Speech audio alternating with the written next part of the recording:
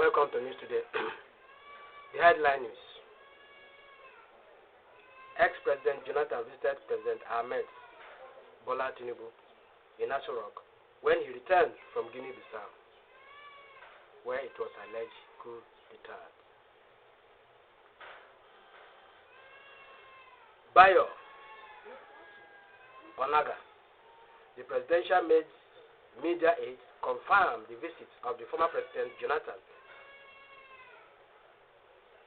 to the sitting president of Nigeria, President Ahmed Bola Tinubu, when he returned from Guinea-Bissau, where it was alleged to have been trapped after a military takeover in that country.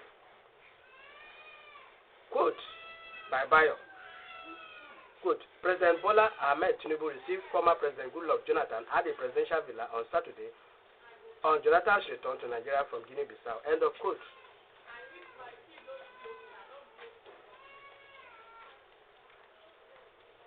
Quote again, President Jonathan went to the West Africa on an election monitoring mission. There we are concerned about his safety following a military takeover in Guinea-Bissau. End of quote again by Bayo there. The ex-president narrated how he was stranded and Jonathan's ordeal in Guinea-Bissau. In Abiante's words, quote, it took the intervention of Cote d'Ivoire's president to evacuate Jonathan from the troubled nation and return him safely to Nigeria. End of quote. That's Abiante there.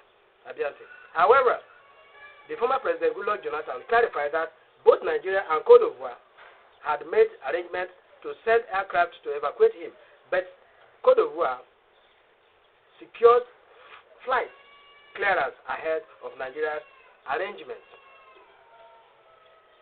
Quote, both presidents were to send aircraft to lift us, but somehow Cote d'Ivoire is closer to Guinea-Bissau.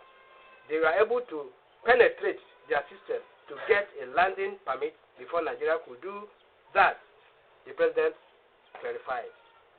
Quote again, so the Ivorian aircraft was already on their way to pick us, and when we learned that the Nigeria aircraft was about leaving, we asked them not to bother. That is why you are seeing the pictures that I was brought by an Ivorian aircraft. End of quote. The ex-president Goodluck Jonathan frowned at the events in Guinea-Bissau, stated that it was not a conventional military coup. It was not normal. Described it as unusual circumstances. End of quote. Jonathan called it, quote, a ceremonial coup. He added, quote again, it was the President Mbalo, who announced the coup before a military man later came up to address the world that they were in charge of everything. By then, President Mbalo had announced the coup, which is strange. End of quote.